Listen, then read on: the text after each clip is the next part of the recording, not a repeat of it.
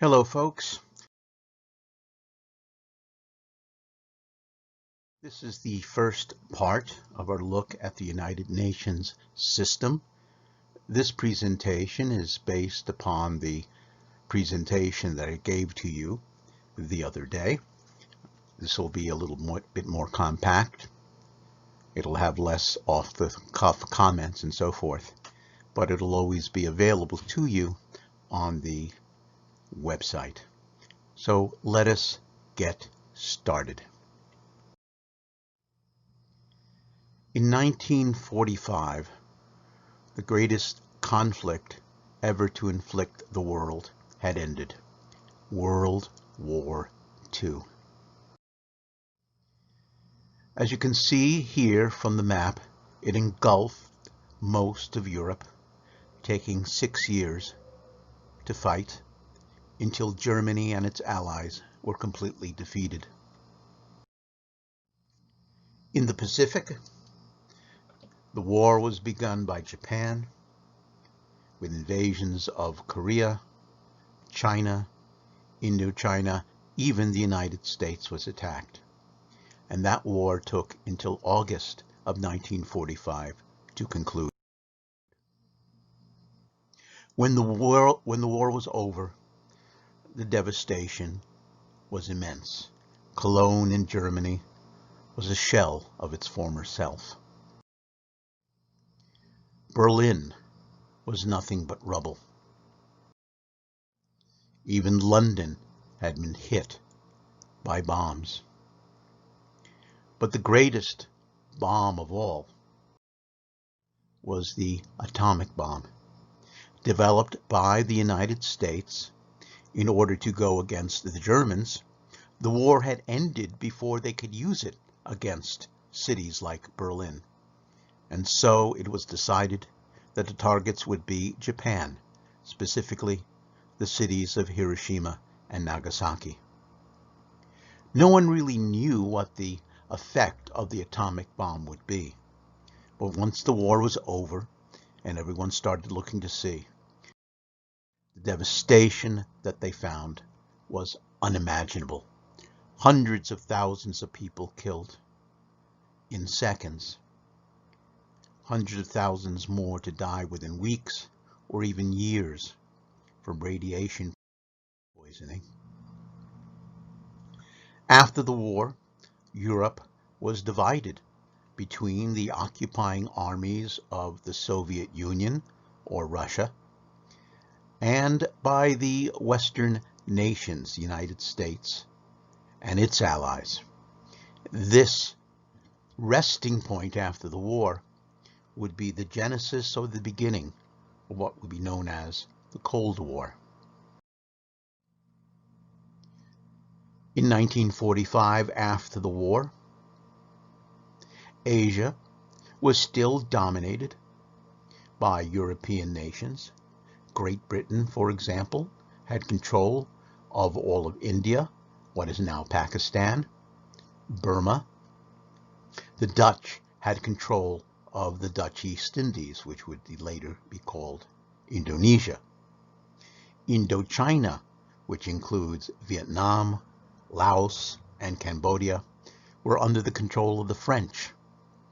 The Philippines was under the control of the United States.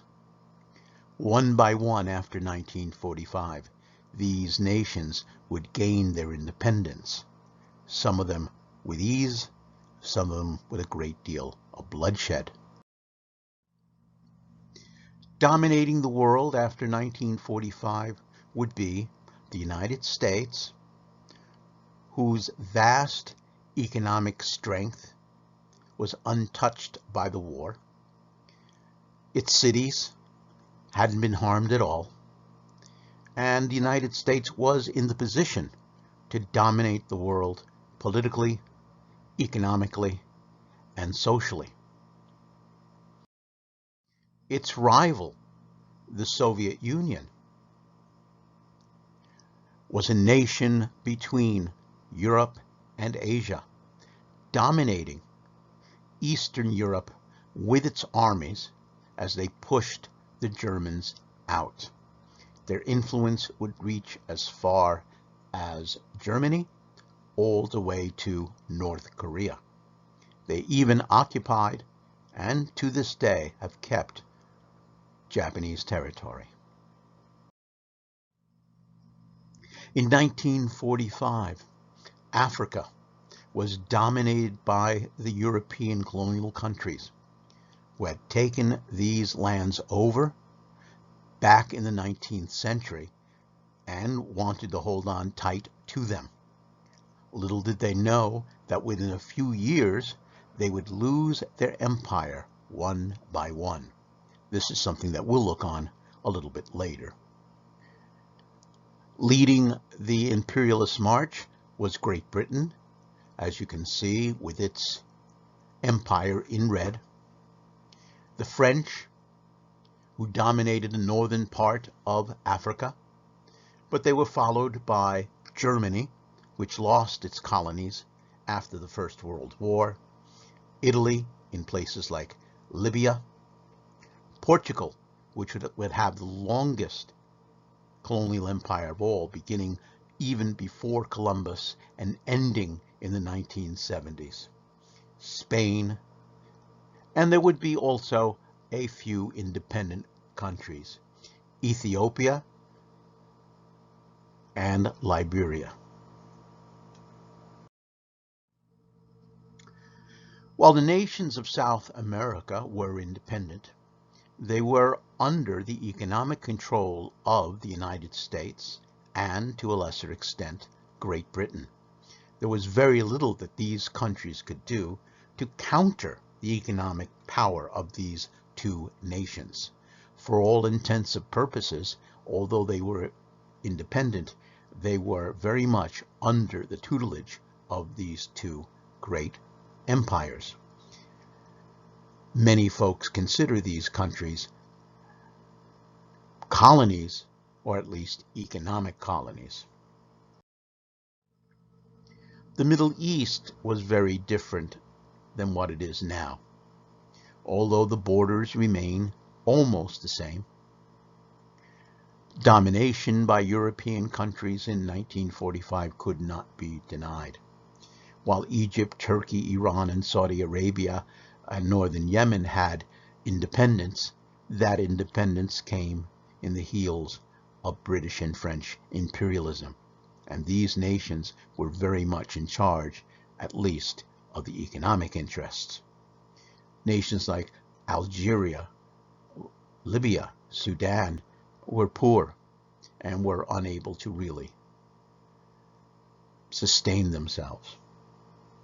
And the area that you see in green, Lebanon, Syria, Transjordan, and the Mandate of Palestine, were under the control of the British and French, and would be, in just a few years, the center point of conflict when the nation of Israel would be created.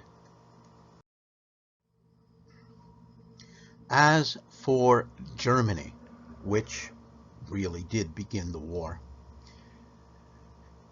it was judged by the Allied powers that Germany should never again be in a position to make war upon the world again. And unlike World War I, where Germany was left intact, they decided this time to occupy the nation until they could be guaranteed that Germany would become a peaceful member of the world. Germany then was divided and occupied by many different countries. Poland took the area that you see in yellow. That land was never given back to the Germans and still remains an integral part of Poland. Germany, after its reunification, when the Cold War ended, gave up that land for good. The Soviet Union took the eastern part of Germany to occupy it and to mold it into its own version. Great Britain took the northern industrial areas of the country. The United States occupied the southern part of Germany. where they really didn't get much economic good out of it, but they did get great looking scenery. And they also gave to the French these two areas on the border. This occupation was to be temporary, to last just a few years. The deal was that these nations would pull out of Germany after 3, 4, 5 years, and then a brand new Germany be reunited and brought out into the world. As you'll see, that did not happen. The city of Berlin itself, deep in the heart of the Soviet occupation zone, was also occupied by the four victorious European powers. The Soviet Union occupied the eastern part of Germany. This would later be known as East Berlin. The French got the northern part, the British the southern part, the middle part, excuse me, and the United States taking the south. This division and occupation of Berlin would remain in place until 1990, when the Cold War came to an end. Berlin would be the center point for world politics and a possible starting point for World War III. Japan was occupied by the United States and remained occupied for a number of years. They were given a constitution that guaranteed to its neighbors that Japan would not have a standing army, but would instead have a sort of police force. Once that was done, Japan was integrated back into the world economy, into the world of nations, and as you know, has done quite well. There are still nations, most especially North Korea, who look upon Japan with distrust and in some cases hatred for what they had done before the war. These nations believe that the bombings of Hiroshima and Nagasaki were something that the Japanese definitely deserved. China, before the Second World War began, had been at civil war between communists and nationalists. During the war, the communists and nationalists had a truce and worked together against the Japanese. But as soon as the war was over, the two sides once again began fighting. So in 1945, and for the next few years, China would be embroiled in civil war. Korea had been under Japanese occupation and rule since 1903. When the war had ended, the Soviet Union and the United States went into the now vacant territory, wondering what on earth to do with Korea, which most Americans could not even find on a map in those days. It was decided, almost offhandedly, to simply divide Korea into two zones, a northern zone and a southern zone, administer it for a little while, and then reunify the country. They chose the 38th parallel. It could have been anything, really. If the United States insisted, there is a possibility they would have been allowed to occupy all of North Korea, or what is now North Korea. But that's another story.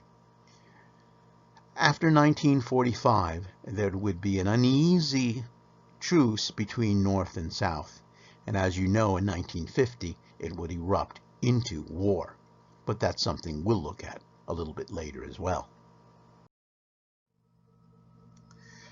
The United States quickly turned against its ally, the Soviet Union, after the war was over. We recognized that, at least from our point of view, that communism and its ruler, Joseph Stalin, were a danger almost an existential threat to the United States. And we worked very hard to educate Americans on the dangers of communism. Much of the propaganda went beyond the pale. This example showing Joseph Stalin as an octopus trying to take over is way over the top. The reality was that the Soviet Union never had that sort of power. After the war, the Soviets also turned against the United States and laid out its own propaganda. As we'll see when we look at the Cold War, both sides had reasons to switch and go against one another, and even to this day, both sides have different reasons for why the Cold War began.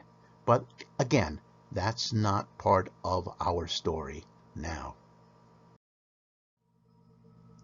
From 1945 to 1989, the results of the Second World War ruled what the world was like. The world was divided up into two, communists and non-communists. Eventually there will be a third side that was neutral. Again, that's something that we will look at a little bit later. China would be embroiled in revolution. Communism would spread in China, into Indochina, would threaten Indonesia, and even today there are problems in the Philippines about communist guerrillas and so forth. The effects of World War II on Asia is still with us today.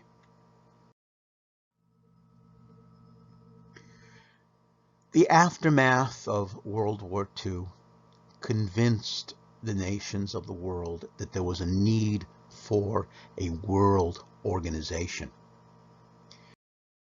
Now, there have been world organizations or meetings of the nations of the world before.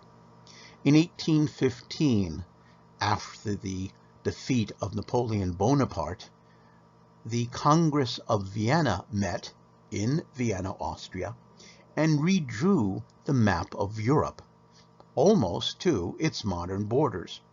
There were some exceptions. Germany was not a unified or complete country. Italy was divided up into many mini countries.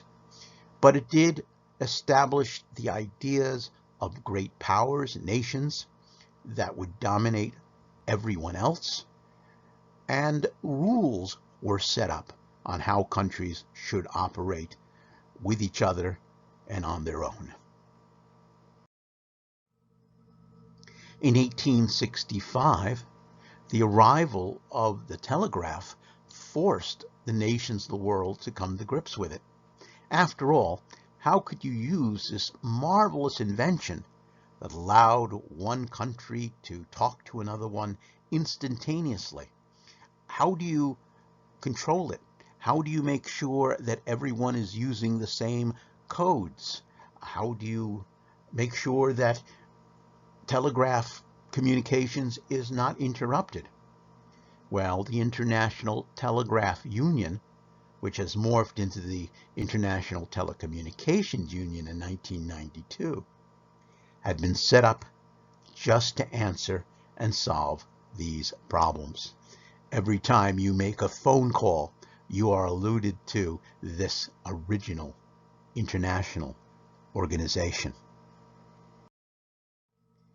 A few years later, in 1875, with the birth of post offices all over the world and postal services, the work went on how to get mail delivered from country to country. Even with the problems we're having with the post office today, it's amazing that we can put a stamp on an envelope, stuff some papers into it, and for a nominal fee, send it just about anywhere in the world. And people from other countries can do the same thing for us. I get a letter, let's say, from China. I don't have to pay the Chinese government any money. I don't have to pay the United States any money. I just receive it. because the payment is made in China. Just as if China receives a letter from the United States, there's no extra charge. They get the letter free and clear. This is part of the work of the Universal Postal Union that still exists, still works at it, and hopefully will remain a service way, way after we are all gone. Another international agreement came in 1899 with the International Peace Treaty in The Hague. War, believe it or not, now has rules. You cannot, for example, shoot an enemy soldier in uniform if they are surrendering. If you shoot a surrendering soldier, you are then liable for murder. Now, if that person had been shooting back at you, you can kill them and you'll get a medal for it. It established the rules for prisoners of war, how airplanes should be marked. Rules like you cannot wear the uniform of an enemy soldier in order to fool them into thinking they're on your side, and so on and so forth.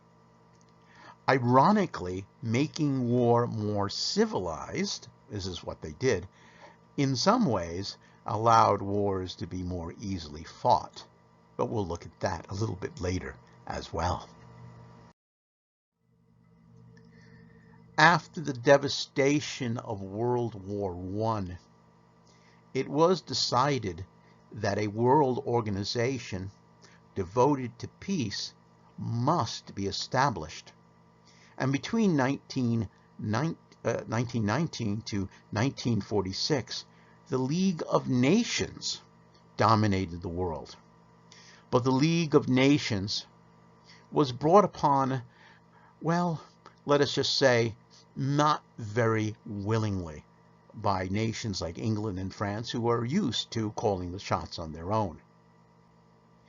In the end, the League would be a failure, partially because the United States didn't join up, but secondly, no one trusted the other to allow the organization to work.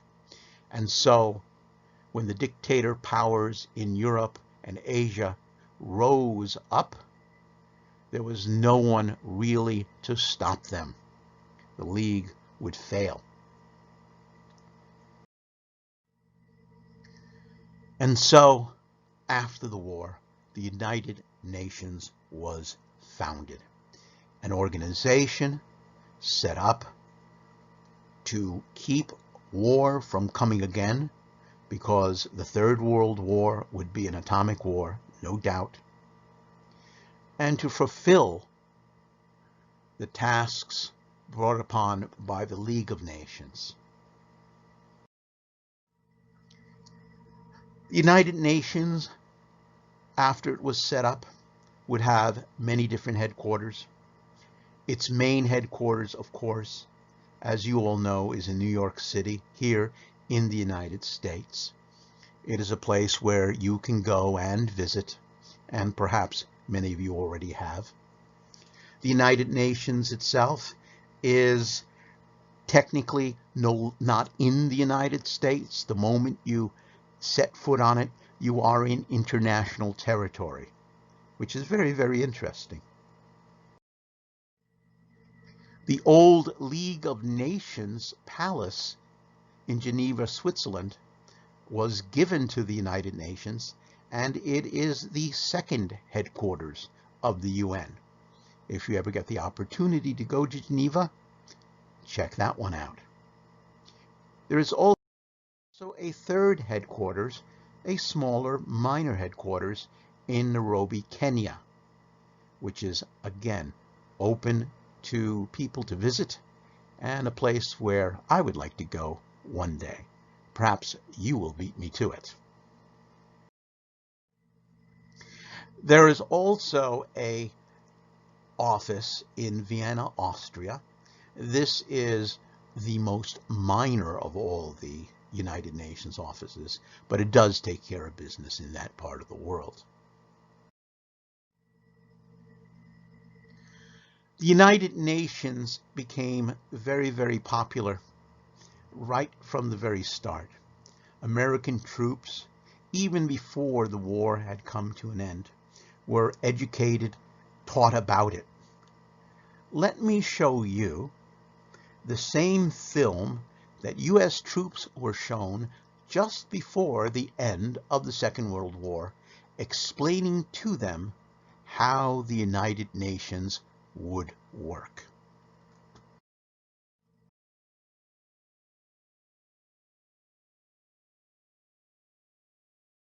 All right, much of what this film promised did not really work out in the end, and the changes that was promised didn't quite come about. But we'll look at that a little bit later as well. The question then is, how is the United Nations organized? You saw a little bit of it in the film. Let's look at it in a little more detail. First of all, the name.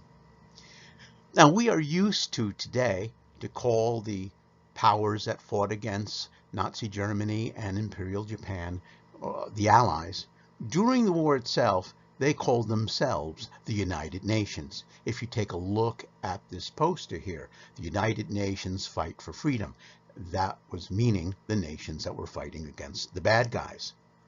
But this term was considered so popular that it was used for the new organization. The UN symbol itself is a view of the world in which no one country or continent dominates. It's the polar view, and it was meant to be that way. The laurel leaves around it symbolize peace and was adopted before the creation of the United Nations. To give you a feel for it, the UN created its symbol and flag right away. Its predecessor, the League of Nations, never had an official symbol or flag. The Charter of the United Nations, or its Constitution, is very much influenced by the United States. In fact, it was a delegate from the United States that drafted the first charter of the United Nations.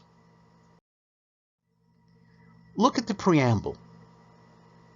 The voice is very similar to the Declaration of Independence and the Constitution, and its main points are very important, and I will share them with you to give you an idea of what the United Nations wanted from its very start.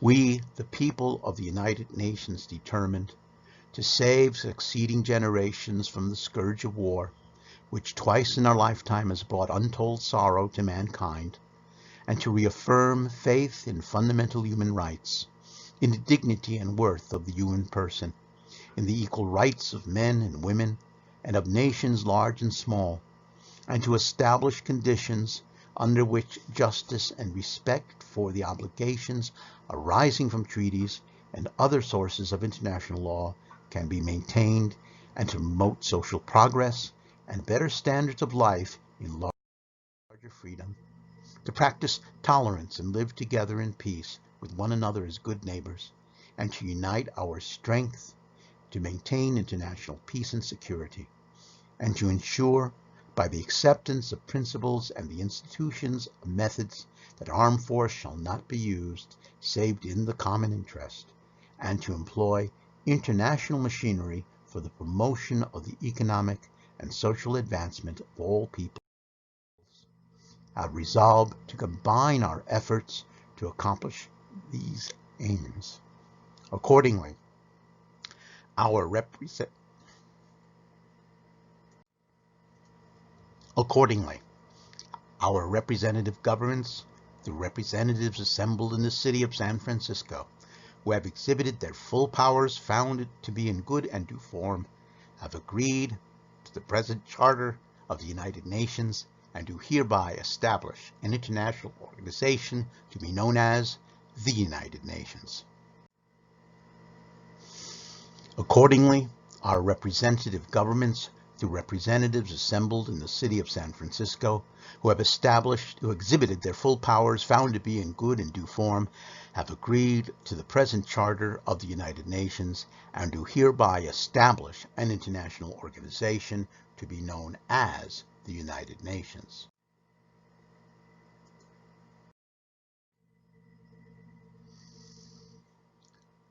The Charter itself is only about 20 pages long and has all the rules that are needed in order to run an international organization.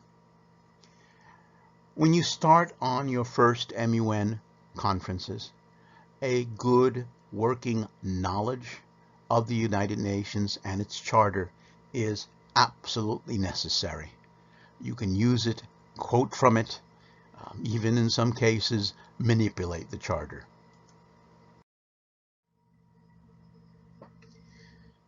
The first major part of the United Nations is the General Assembly. Most of you are very much aware of that one. There is in it one vote per member regardless of size. China, which has the world's largest population, in the General Assembly has as many votes as a nation as tiny as Togo, or one of the Pacific nations with less than 50,000 people. They also have an equal vote in the General Assembly. The General Assembly usually meets in October, and the leaders of the world come and speak there. The General Assembly is divided up into 6 committees, as you can see right in front of you. Let me share with you the different committees' jobs.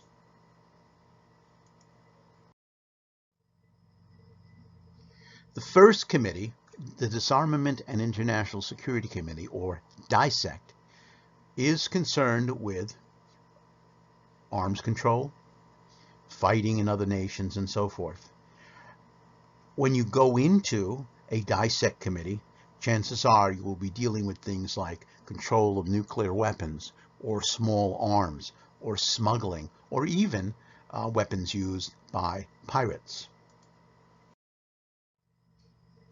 The second committee, the Economic and Financial Committee, or ECOFIN, is for those of you who enjoy economics or who plan to be an international banker one day. This is concerned with, well, money. The flow of money from one country to another. What countries should receive aid? What countries should be denied aid? How can money be used, for example, to benefit education or fight disease? You might not think of it, but the ECOFIN is a very popular committee. I guess there are some math nerds out there amongst you who would like to be in that committee one day too. The third committee is the Social, Cultural, and Humanitarian Committee, or SOCOM, and it is, well, the committee that deals with things like natural disasters, the problems of one social group against another, and so forth. It's a pretty popular committee because it has so many different topics that it's involved in. The fourth committee, the Special Political and Decolonization Political, or SPECPOL, deals with world peace, issues of war. One might think that this committee would be the most popular in MUN because it does deal with fighting and borders and nuking them and everything else. But it's not. Perhaps people think it's just way too difficult. Maybe you'll find it's perfect for you. The fifth committee is a committee that I have never in my 31 years doing Model United Nations have I ever seen at an MUN conference, administrative and budgetary. The reason why is it's just interested on who gets paid. And I don't think too many people are interested in doing a committee where all you have to do is figure out how much money the Secretary General will get, or how much to pay the janitor for overtime. Finally, there is the Sixth Legal Committee. This deals with international law. Copyright law is the best example.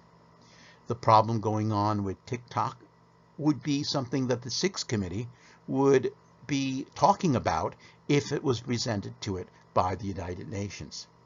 They also deal with other things like the law of the sea, who gets what mining rights between a border, and so on and so forth. Sixth Legal is extremely popular, and if you have a dream to become a lawyer one day, this may be the perfect place for you.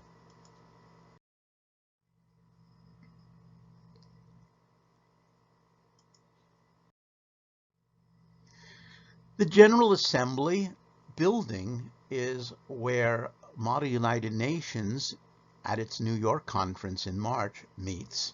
We have visited many, many times. This is our group back in 2019.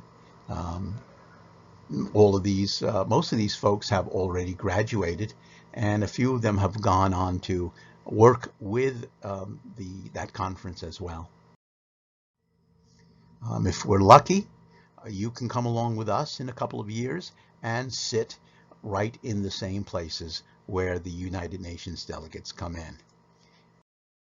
And if you are really lucky, you might actually win an award and have to come up in front of everyone out there. As I mentioned before, the leaders of the world come up every October to speak, usually for about 15 minutes or so. They, in what is called general debate, tell the world their country's position on the major issues of the world today. Mr.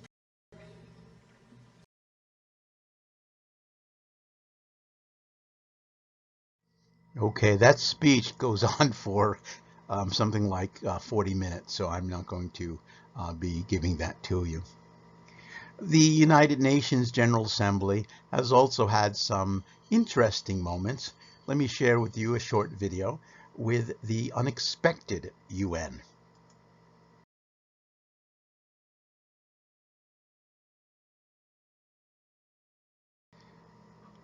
We will continue next time by looking at the other institutions, ECOSOC, the Security Council, the International Court of Justice, and so forth. Anyway, we'll see you later. Bye-bye.